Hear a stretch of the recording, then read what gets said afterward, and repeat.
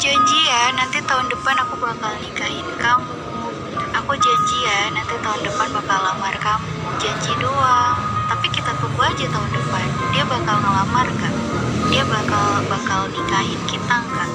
Dia bakal benar-benar seriusin kita nggak? Jawabannya itu ada di tahun depan. Jadi kalau misalnya ada seseorang yang menjanjikan, kayak nanti deh bulan depan aku bakal ke rumah nih nemuin orang tua kamu, lihat aja dia bakal ke rumah nggak. Kalau nggak ke rumah berarti tandanya itu cuman kayak janji semata yang dia ucapin hanya lewat kata doang, tapi nggak bisa dia buktiin gitu.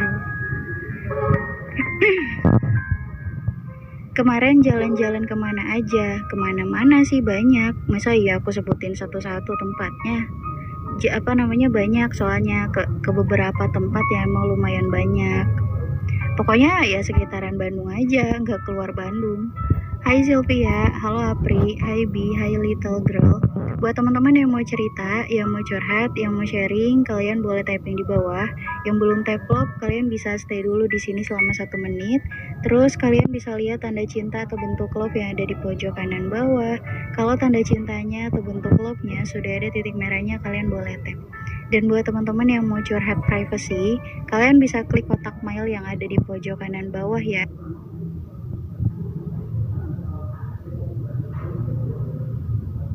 Dan kalian juga di situ bisa bikin anonim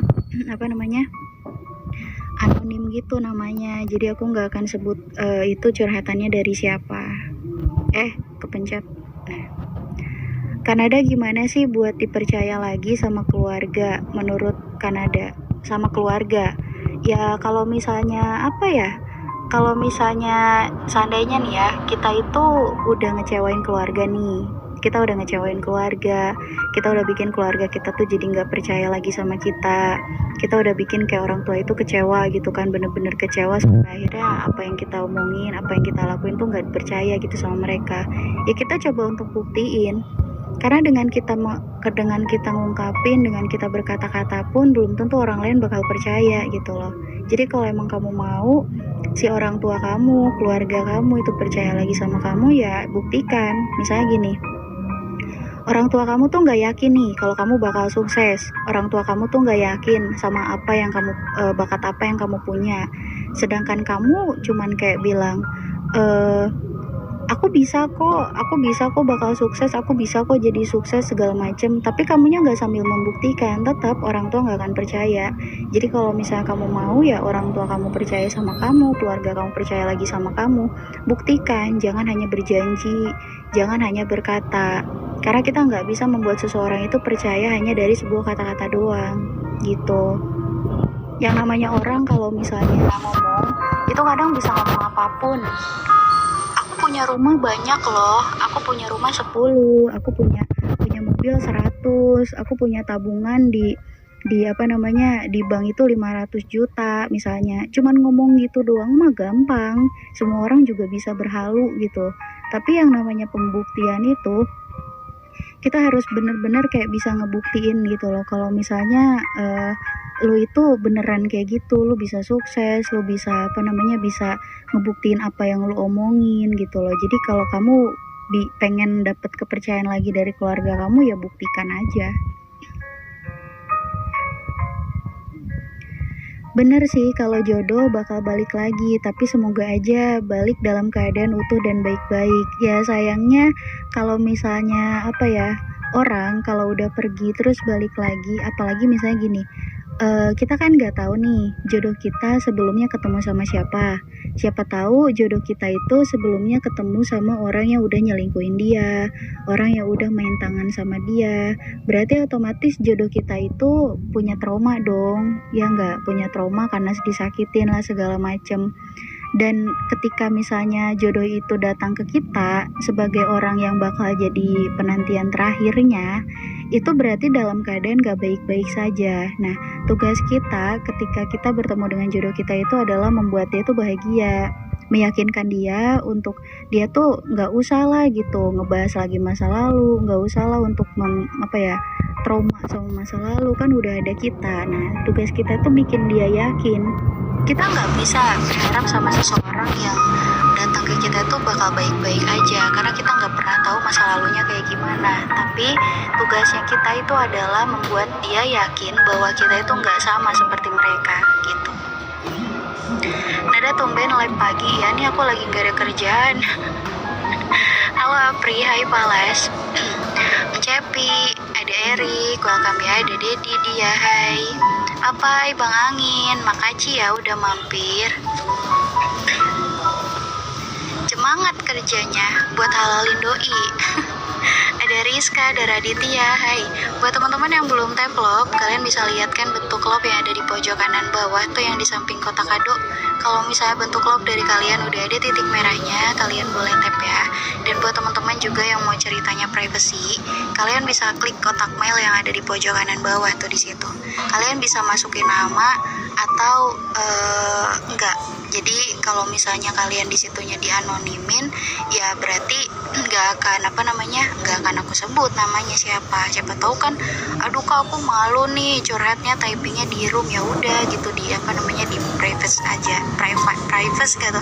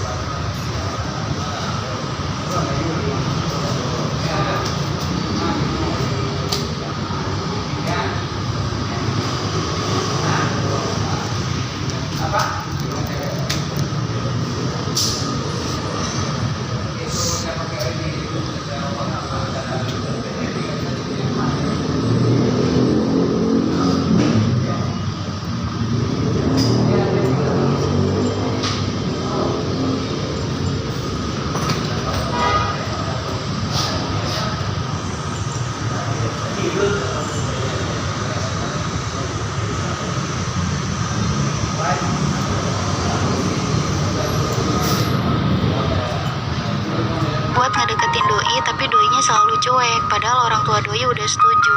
Kamu tanya dulu, pastiin si doinya itu suka sama kamu atau enggak. Masalahnya, walaupun orang tuanya setuju, walaupun orang tuanya suka sama kamu, walaupun orang tuanya itu ngerestuin kamu, tetap aja yang pacaran sama kamu, yang nikah sama kamu kan anaknya, bukan orang tuanya. Sekarang orang tuanya setuju nih, orang tuanya udah udah percaya nih sama kamu, udah ngedukung kamu. Tapi si anaknya nggak suka. Emang kamu mau nikah sama siapa? Sama orang tuanya kan enggak.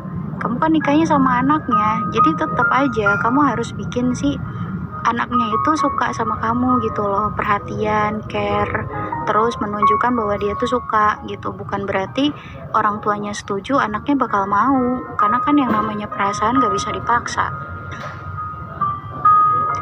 Tahun 2020 aku masih sayang Rian Aditya Z, asik, hingga menghilang tak ada kabar.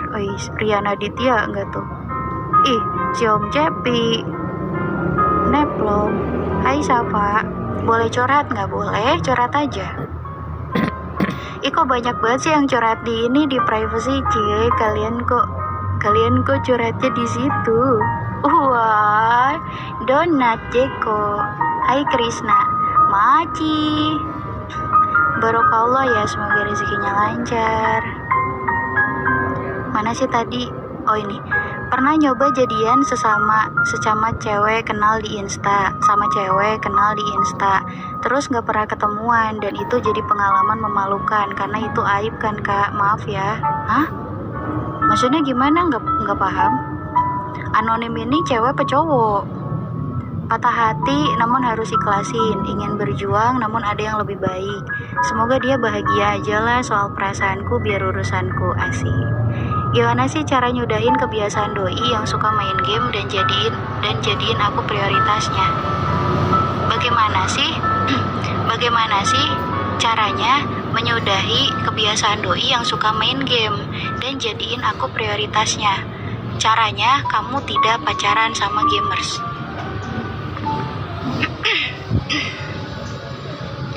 Oh, jadi dia tuh cewek sama cewek gitu. Jadi makanya dia bilang aib. Oh, berusaha untuk deket sama sesama cewek, kenalan di Insta, terus ketemuan.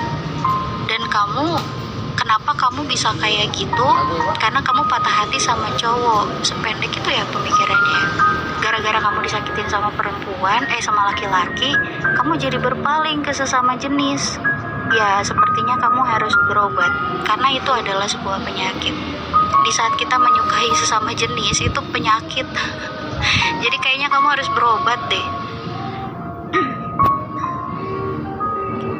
Doi aku selingkuh, Kak. Terus gimana? Tinggalin lah. Kalau doi kamu selingkuh, kamu emang masih mau pacaran sama orang yang suka selingkuh? Hai Krisna, halo Dedi, halo Ulan, ada Saskia, ada Sinji, welcome ya. Ini yang typing Kak doang, coba. Nggak sayang, itu curhatannya dipakai typing Kak aja. Ini curhat di mail itu nggak bisa berkali-kali loh. Curhat di mail itu cuma 1 kali doang. Penyakit nggak normal, cari lagi yang baru katanya. Hai Ulan, hai Saskia. Buat teman-teman yang mau cerita, yang mau curhat, yang mau sharing, kalian boleh typing di bawah. Yang belum type love, kalian bisa stay dulu di sini selama 1 menit. Terus kalian bisa lihat tanda cinta atau bentuk love yang ada di pojok kanan bawah. Kalau tanda cintanya atau bentuk love-nya sudah ada titik merahnya, kalian boleh tap. Yuk yang belum type love dulu yuk. Kakak gimana sih caranya aku itu nggak terus-terusan galau di saat aku itu ditolak sama pasanganku karena alasan dia yang nggak mau pacaran. Ditolak gara-gara alasannya nggak mau pacaran. Kayaknya apa ya? Kayaknya itu alasan yang dibuat-buat deh. Misalnya gini, aku nggak mau nerima kamu karena aku nggak mau pacaran. Terus besoknya dia punya pacar, misalnya nih ya. Besoknya dia punya pacar. Sebenarnya itu penolakan secara halus sih. Kayak gini. Di saat kamu nembak seseorang ya. Terus seseorangnya itu tuh nggak jawab. Seseorangnya itu nggak ngomong suka, nggak ngomong iya, nggak ngomong enggak. Tapi dia bersikap kayak menjauh lah, cuekin kamu lah, kamu ngechat gak direspon lah, kamu telepon gak diangkat lah. Nah, itu berarti tandanya dia gak suka. Harusnya di saat orang lain itu sudah menunjukkan sikap seperti itu, ya kamu sadar gitu loh, kalau emang ternyata dia gak suka sama kamu. Dia nggak suka sama kamu, dia nggak bisa buka hatinya buat kamu, karena yang namanya perasaan itu nggak bisa kita bohongin. Dia nggak bisa berpura-pura untuk menyukai kamu dan terima perasaan kamu gitu aja. Kalau aku nih ya, nembak orang, terus aku diterima nih sama orang itu, tapi tanpa perasaan, aku lebih memilih untuk nggak pacaran sama dia sama sekali. Yakin emangnya bisa menjalani satu hubungan yang nggak bisa yang nggak bisa dipastikan itu dia tulus nggak sih sayang sama kita atau enggak. Ada Bang Pein? Nggak ada, dia kerja. Waalaikumsalam, hai Iis. Kesel nggak sih Kak, kita udah lama jadian tapi tiba-tiba ngeghosting gitu. Nah, pas dia datang lagi, dia sadar Kak kalau kita itu belum putus, tapi nggak lama dia posting foto cewek. Maksud dia itu apa coba Kak? Dia sadar belum putus sama aku, tapi dia malah begitu, nyesek sih. Sebenarnya tujuan dia itu kayaknya buat nyakitin kamu deh. Karena gini, kalau tujuan dia bukan buat nyakitin kamu, dia nggak akan berusaha untuk ngebikin kamu tuh kayak gitu. Di saat dia masih menganggap kamu sebagai pacarnya, tapi bukan putus ya, misalnya kayak dia belum ada kata putus, dia tiba-tiba ngilang aja, ngeghosting gitu kan dari kamu, padahal status kamu sama dia masih pacaran. Tapi dia berusaha untuk menunjukkan terang-terangan nunjukin kalau dia tuh lagi deket sama cewek. Sampai kayak yang tadi kamu bilang, dia posting foto perempuan di saat dia nggak pernah ada kata putus gitu kan sama kamu. Kayaknya memang sengaja tujuan dia itu buat nyakitin kamu. Di saat kamu membenci dia, di saat itulah dia mutusin kamu, karena dia nggak punya alasan untuk itu. Kalau nembak cewek, apa tuh, jalanin aja atau gimana? Jawabannya jalanin aja atau gimana? Maksudnya nembak cewek terus jawabannya jalanin aja gitu. Itu nggak nggak bisa bikin seseorang itu yakin sih sebenarnya. Karena kalau misalnya kita bilang aku suka sama kamu, kamu mau nggak jadi pacar aku, misalnya kayak gitu ya. Terus kita bilang ya udah jalanin aja dulu. Itu tuh tandanya kalau dia itu bakal ngegantung kamu. Tandanya dia itu nggak ngasih kepastian.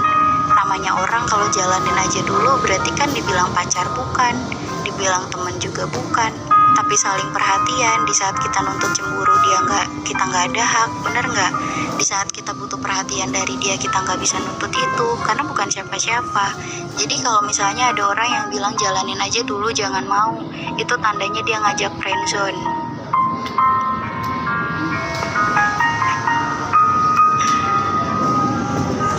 Pamit ya, di sini udah duhur. Waalaikumsalam. Maci ya udah mampir. Tips sikap ketemu mantan yang masih kita sayang biar gak baper lagi. Kalau aku sih biasa aja.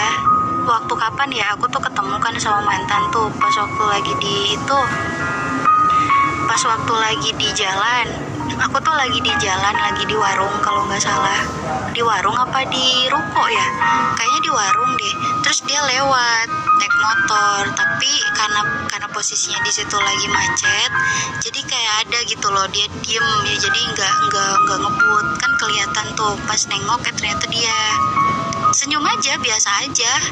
Karena aku mikirnya aku udah move on, ya nggak, aku udah move on, dianya udah nikah, akunya udah move on.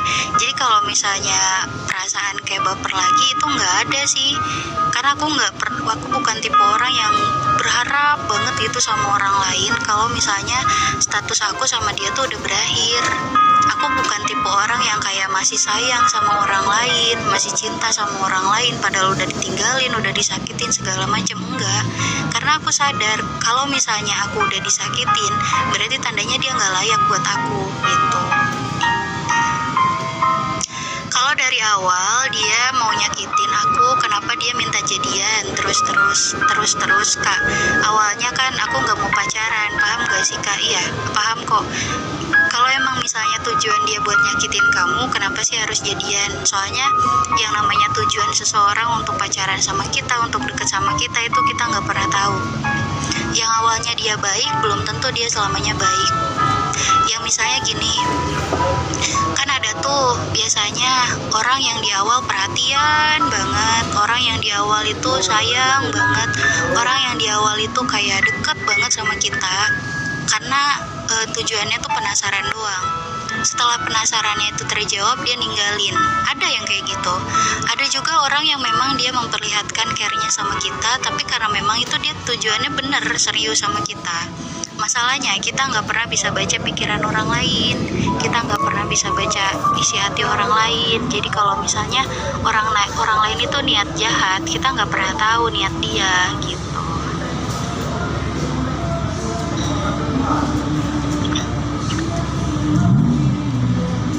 Pep, hai Pan, hai Bintang. Kalau ada kalimat jalanin aja dulu, kemungkinan besar masih ada hati yang dia jaga, gimana Bu? Masih ada hati yang dia jaga. Ya justru karena itu, jadi kalimat jalanin aja dulu tuh harusnya kita nggak bisa berharap. Namanya orang yang bilang jalanin aja dulu berarti tandanya dia nggak yakin sama kita. Ibaratnya gini nih, kamu mau nggak makan nasi goreng? Misalnya gini, kamu mau nggak makan nasi goreng? Kalau dia yakin, dia pasti jawab mau. Kalau dia yakin juga nggak mau, dia pasti bilang nggak mau.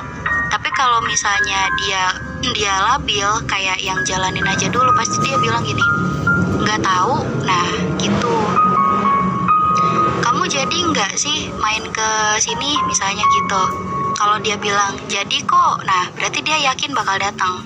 Atau misalnya dia bilang nggak jadi, soal berarti tandanya dia lagi ada sibuk, makanya nggak bisa datang. Kalau misalnya dianya labil, dia pasti bilang nggak tahu gimana nanti. Nah, kayak gitu loh, kalimat-kalimat kayak gitu. Berarti kalau dia bilang nggak tahu gimana nanti, kita jangan ngarepin kedatangan dia gitu. Sama halnya dengan kita ngungkapin perasaan nih, aku suka sama kamu gimana, kata dia jalanin aja dulu. Kita jangan berharap kalau dia bakal nerima kita, karena dia bilang jalanin aja dulu. Selama perjalanan itu, kita kan gak tahu perasaan seseorang tuh pasti bakal berubah. Entah itu makin cinta, entah itu makin benci. Kalau makin benci berarti tandanya kita gak ada harapan untuk deket sama dia. Hai Pan, halo Potato, ada Hedar, hai.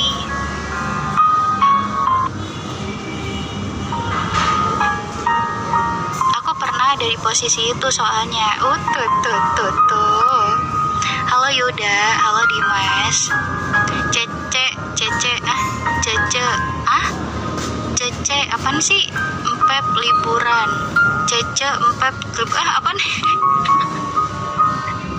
Sejak kapan sih itu si Baby dipanggil Cece? Nasi goreng, makan nasi goreng enak tuh. Nasi goreng malam-malam ya kan enaknya, ini malah siang. Kenapa cewek diajak makan apa, jawabannya terserah. Itu kenapa? Karena dia nggak tahu mau makan apa, jadi ya terserah kamu aja.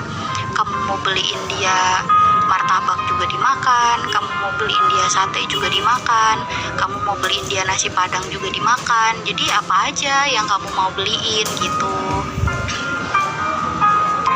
Sedih banget tahu kalau dijodohin, pengen banget nikah sama orang yang disayang sendiri. Kalau dibilang sedih pasti, karena itu bukan pilihan kita nggak suka sama dia karena itu pilihan orang tua. Tapi kalau kamu bisa bicara baik-baik nih sama orang tua kamu, kalau kamu juga bisa milih calon sendiri.